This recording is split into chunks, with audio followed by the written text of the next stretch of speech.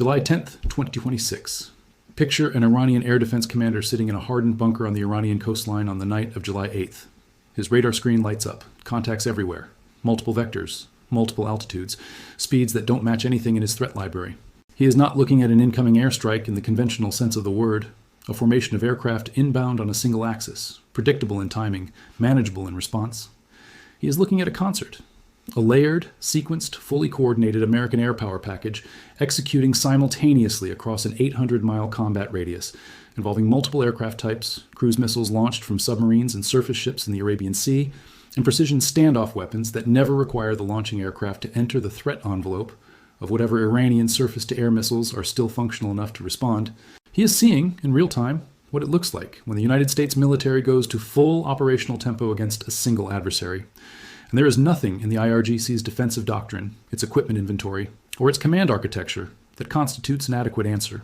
This is not the story of individual strikes being added to a running tally.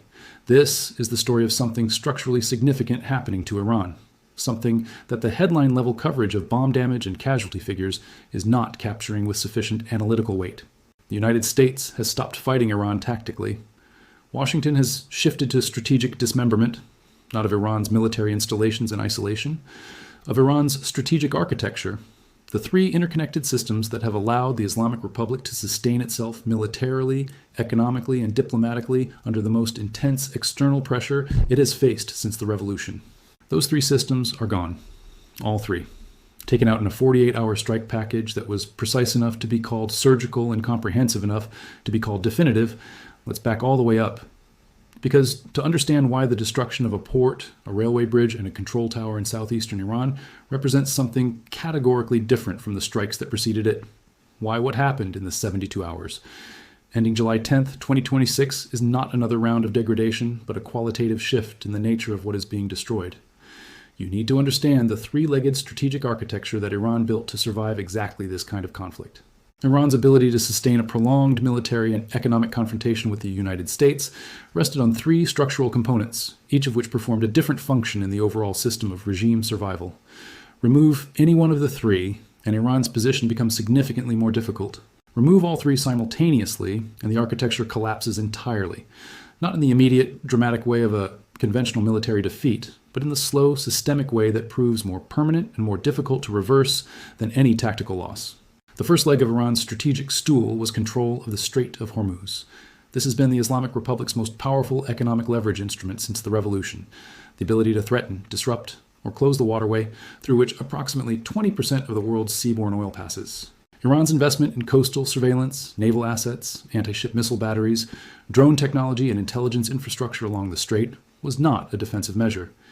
It was the mechanism for applying economic pressure to the entire industrialized world simultaneously. Every time Iran wanted to alter a negotiating dynamic, every time it wanted to signal resolve, every time it needed to demonstrate that confrontation with Tehran carried a price that went beyond the bilateral relationship, the Strait of Hormuz was the instrument. It was the card Iran held that no other regional state could hold. The second leg was Chabahar, Iran's deep-water port on the coast of the Gulf of Oman on the Indian Ocean approach, was designed and developed specifically as the alternative, the bypass route that would allow Iran to sustain external trade, export oil, and receive imports through a channel that did not depend on the Strait of Hormuz. If the strait became a battleground, if American naval power made Persian Gulf movement untenable, Chabahar was the door Iran kept open on a different side of the building. It was also the portal through which goods moved to Afghanistan and Central Asia, giving Iran economic relevance that extended beyond the Persian Gulf system entirely. Chabahar was not a secondary port. It was the insurance policy. The third leg was the rail corridor, the railway line running from Iran through Turkmenistan and Kazakhstan, branching to connect with Russia and China. This corridor, fully operational since its completion over a decade ago and running at elevated capacity since 2025, was the physical thread connecting the Iranian military's procurement and logistics pipeline to its two most critical external partners. Russian cargo entering Iran, Chinese goods and potentially dual-use military components moving along the same track. The rail line was how Iran managed to keep its military inventory from reaching zero under the burn rate imposed by this conflict. It was the resupply mechanism that made a prolonged conflict theoretically sustainable, and it was the route that both Russia and Iran preferred to the Caspian Sea alternative, which was considered more exposed, more monitored, and less capable in terms of volume. In 48 hours, all three legs were kicked out. The Chabahar strikes were not the first time the port had been hit in this conflict, but the July 8th to 9th strike package on Chabahar was categorically different in its scope and its precision. The control tower, the structure that sat at the operational center of the port's naval and aerial monitoring capability, was confirmed destroyed.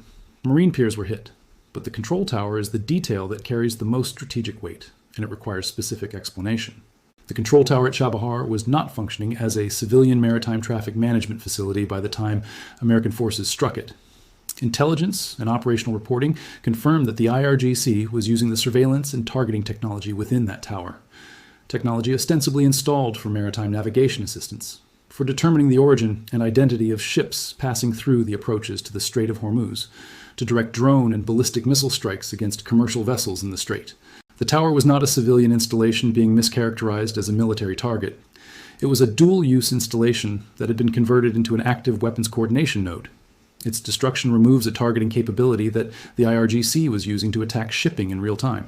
The commercial vessels moving through the Strait of Hormuz approaches are materially safer tonight because that control tower is gone.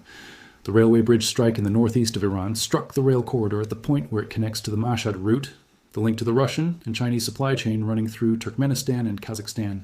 The IRGC confirmed it. The confirmation itself is remarkable. The Islamic Republic's military apparatus acknowledging that 2 bridges on the route connecting Tehran to Mashhad and beyond to Russia and China had been struck and destroyed. The IRGC does not confirm strikes voluntarily. It confirms them when the damage is so visible, so documented, and so functionally disruptive that denial becomes untenable. When Iranian passenger rail service between Tehran and Mashhad is suspended, when the entire rail system is described as being in disarray, the operational reality behind the confirmation is already apparent to anyone who needs to use the route. The rail system is in disarray.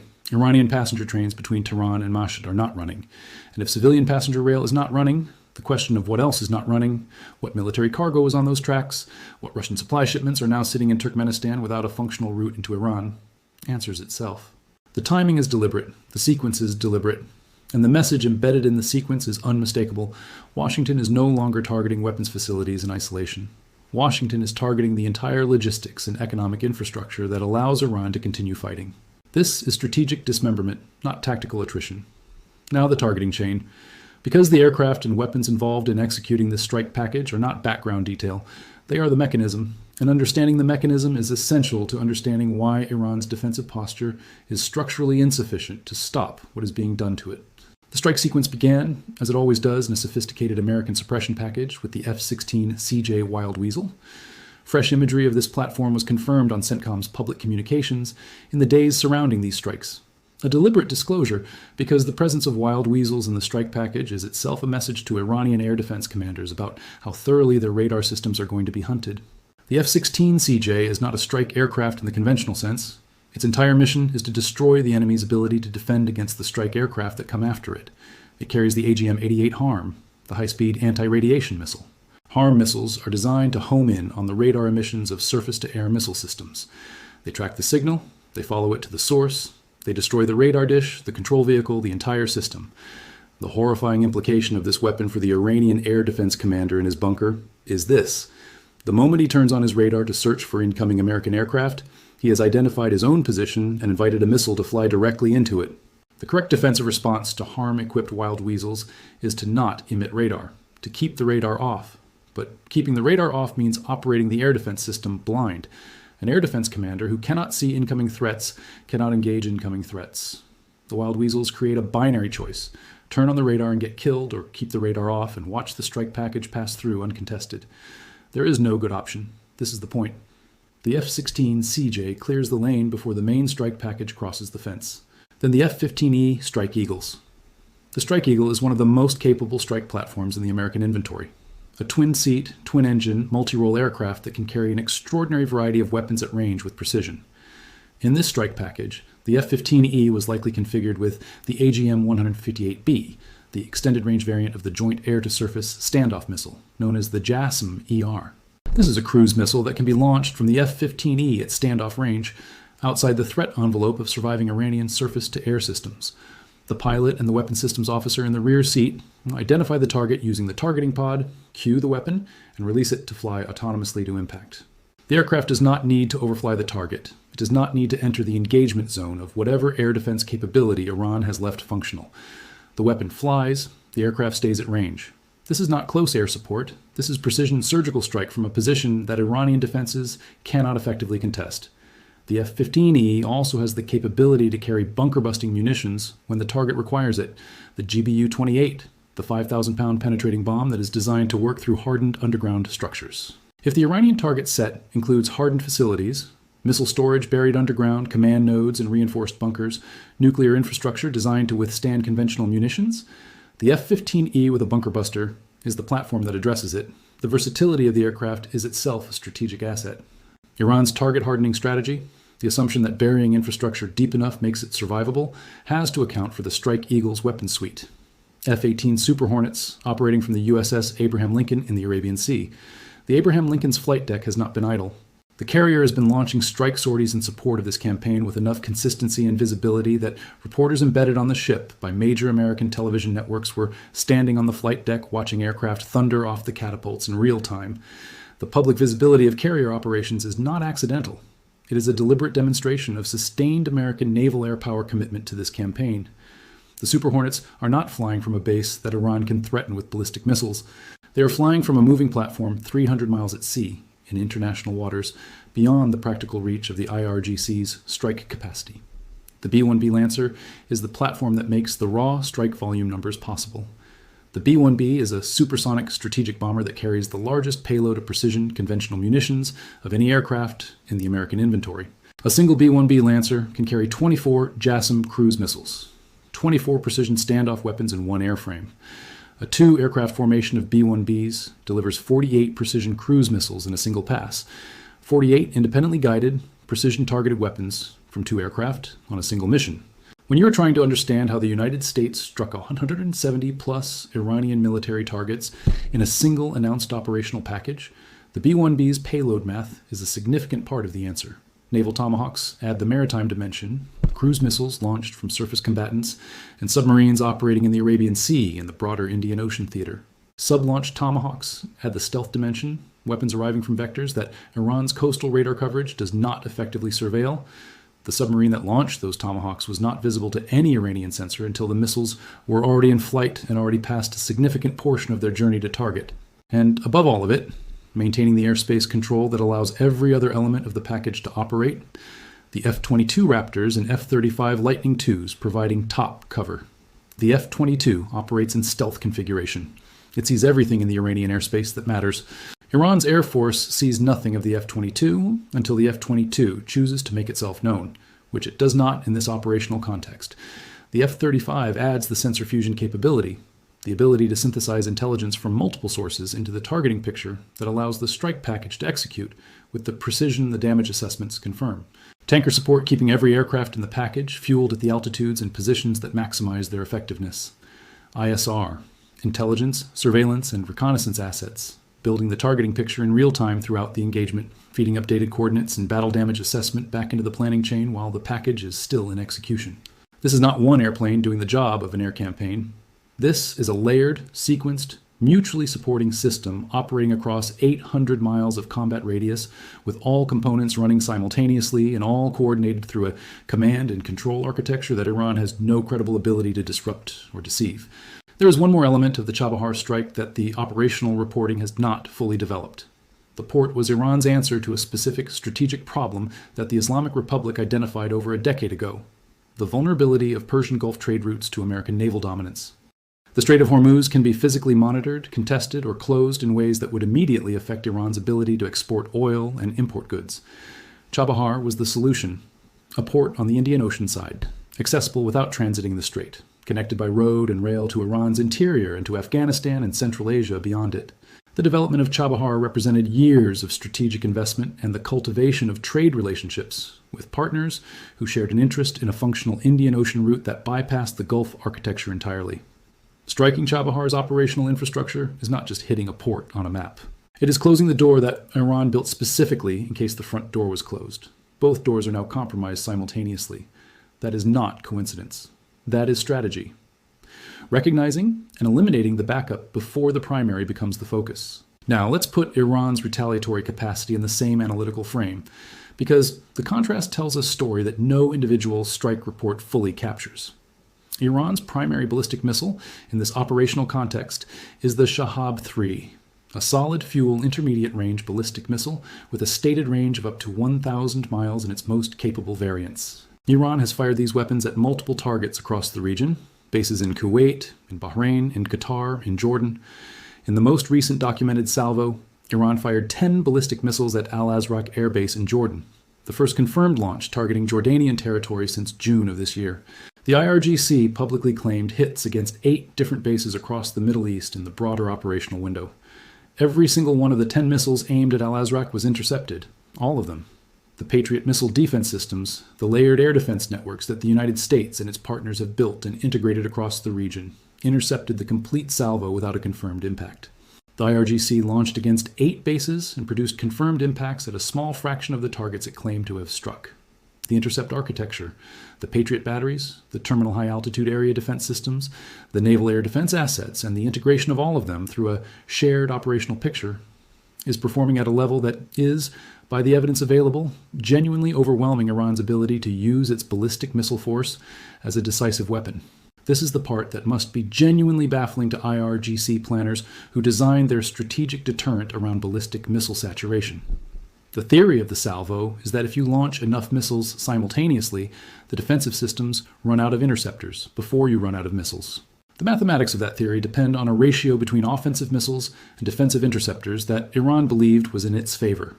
The actual engagement results suggest the ratio is not what IRGC planners calculated. 10 missiles at one target, 0 impacts. The math is not working for Iran. Iran's chief negotiator, Mohammad Bagher Ghalibaf, the Speaker of the Iranian parliament, who has been serving in a diplomatic interlocutor capacity during this conflict, issued a public statement that is worth the full analytical weight of close examination. He said, "If you strike, you will be struck in return." And he said, "The Strait of Hormuz will only operate under Iranian arrangements, not American threats." Read those 2 sentences carefully. Read them not as political messaging, but as strategic communication from an institution under extraordinary pressure. The first sentence, "If you strike, you will be struck in return," is a declarative threat that Iran has now failed to make good on at the scale the rhetoric implies. Iran has struck back. 2 missiles hit the U.S. forces headquarters in Bahrain.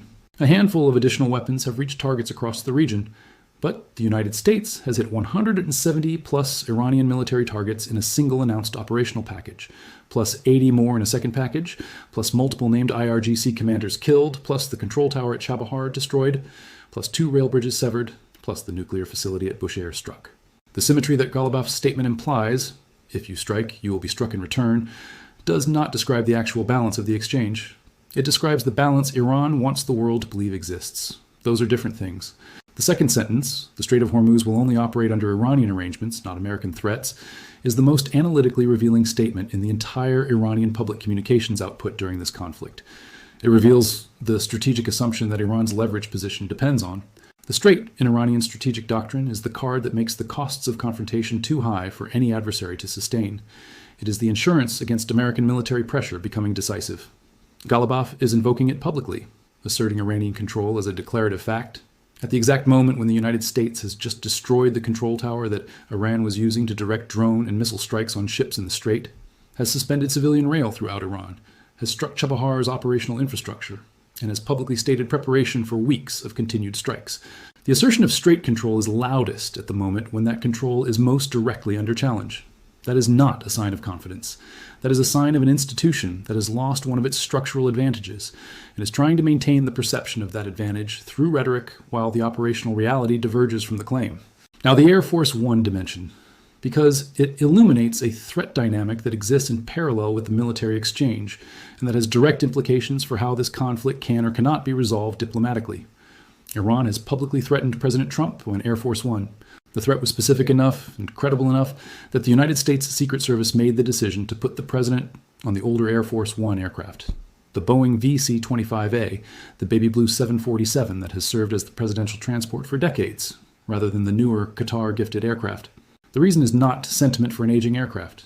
The reason is that the VC-25A has been through decades of operational service, its defensive systems have been tested against real-world threat environments across multiple administrations, and its survivability against the categories of threat Iran is capable of generating is known with confidence. The newer aircraft has not undergone the same operational proving. The new presidential aircraft are not scheduled to enter fully certified service until 2028. In the meantime, when Iran is publicly threatening to engage the presidential aircraft, you put the commander-in-chief on the platform whose defensive performance you know and trust. The Secret Service's decision is a data point. When the protective security apparatus of the most powerful government in the world changes the aircraft configuration for presidential travel because of a specific external threat assessment, the threat is being treated as operationally credible. Not as propaganda, not as bluster, but as a real possibility that requires real defensive adjustment.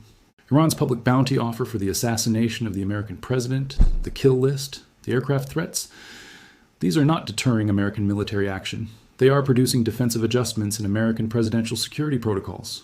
The gap between what Iran is attempting to achieve with these threats and what they are actually achieving is itself a measure of how the strategic balance has shifted. Now, the three simultaneous pressure tracks, because tonight they are converging with unprecedented force on the same structural point. The military pressure track is operating at a scale and a level of sophistication that Iran's defensive posture cannot match at any operational level. Wild Weasels hunting Iranian radar, Strike Eagles delivering standoff precision strikes from outside the threat envelope, B-1Bs delivering 24 cruise missiles per airframe, Tomahawks from submarines Iran cannot detect, F-22s and F-35s holding air superiority above a space where Iran's air force cannot operate effectively. The intercept rate on Iranian ballistic missiles approaching 100%. American casualty rates from Iranian counterfire essentially zero in the announced strike packages. The military exchange is asymmetric in a way that Iran's strategic planning did not fully account for, and the gap between the two sides' operational effectiveness is more visible with every strike cycle. The financial pressure track is now operating against all three legs of Iran's economic survival architecture simultaneously. Chabahar, the bypass port, has had its operational control infrastructure destroyed and its marine piers struck. The Strait of Hormuz leverage is degraded by the destruction of the targeting infrastructure that Iran was using to threaten ships. The rail corridor to Russia and China is severed at 2 bridge points, with civilian passenger rail suspended and military cargo movement disrupted. The three mechanisms that Iran built to sustain revenue, receive supplies, and maintain external economic connectivity under sanctions, pressure, have all been struck in the same 48-hour window. This is not accumulated damage across multiple conflict cycles. This is a deliberate, coordinated operation designed to remove all three simultaneously. The psychological pressure track is operating through multiple channels at once. The public spectacle of Iran's funeral proceedings being disrupted by armed attacks on IRGC checkpoints in Mashhad. The Supreme Leader's absence from his own father's burial on IRGC security advice. The IRGC confirming its own bridge losses because the damage is too visible and too functionally disruptive to deny. The Shahab 3 salvos being intercepted at close to 100%. The public rhetoric about Strait of Hormuz control being issued at the moment when Chabahar's control infrastructure is on fire and the rail line to China is in pieces. The psychological pressure on the Iranian population, experiencing power outages, rail suspensions, and the visible operational failure of the military that is supposed to be defending them, is building in ways that the regime's information management infrastructure is struggling to contain. Now, who is actually driving the operational decision-making inside this conflict from the American side? Because the strategic clarity of the 48-hour strike package, the way the Chabahar strike, the rail bridge, and the nuclear facility messaging all fit together into a coherent strategic picture suggests something important about the planning process behind it. The stated American strategic objective is not the destruction of the Iranian state. It is the termination of the IRGC's ability to threaten commercial shipping and project military force beyond Iran's borders. The specific targeting in the current phase, Chabahar's port infrastructure, the rail corridor, the power plants being threatened as a future target category, is calibrated to demonstrate that the United States can remove every economic and strategic lifeline Iran possesses without firing a single shot at the Iranian civilian population as a target. The message is legible. This is not about Iran as a nation. This is about the IRGC as a military institution that attacked commercial ships and killed American service members. And it will stop when the IRGC's capacity to threaten shipping is eliminated, or when the IRGC's institutional leadership makes different decisions. The targeting hierarchy reveals the strategy. Coastal surveillance infrastructure first, naval assets second, air defense systems third, logistics corridors fourth, power infrastructure fifth, not yet struck but clearly indicated as the next category if Iran continues on its current course. Ghalibaf's statement about the Strait of Hormuz is the institutional response to a targeting chain that is working systematically through everything Iran needs to sustain its maritime threat posture. Washington is not threatening to hit power plants. Washington is demonstrating, stage by stage, that it has both the capability and the willingness to work through Iran's entire strategic infrastructure in order, and that Iran's retaliation capacity is insufficient to change the cost-benefit calculation of continuing. The honest strategic assessment is this. In the 48 hours ending July 10th, 2026, the United States executed what can only be described as a strategic architecture strike against the Islamic Republic, not a tactical strike against individual targets, a deliberate, coordinated operation against the three structural systems, Chabahar, the rail corridor, the strait targeting infrastructure, that constitute Iran's ability to sustain a prolonged confrontation. The bar stool that Iran's entire military economic survival strategy rested on has had all three legs removed in the same operational window. Iran's retaliatory response: 10 missiles at a Jordanian airbase, all intercepted, 2 missiles hitting Bahrain in a previous window, intercept failure rates approaching 100% across the region, does not constitute an effective counter to what has been done to its strategic infrastructure. Rhetoric about strait control does not restore a destroyed control tower. Parliamentary statements about striking back do not reconstitute severed rail bridges. Bounty offers for the assassination of American leadership do not reverse the operational reality that the IRGC is being systematically dismantled on every axis simultaneously. The structural risk that serious analysts are focused on is not whether the American military operation will continue to achieve its tactical objectives. It will. The risk is what happens inside the Iranian decision-making architecture as the realization propagates that the three-legged strategic stool has been removed and there is no near-term mechanism to restore it. The IRGC's institutional identity does not allow for a graceful acknowledgement of strategic failure. The supreme leader's political authority does not permit a public admission that the regime's external supply lines have been severed and its economic bypass route has been struck.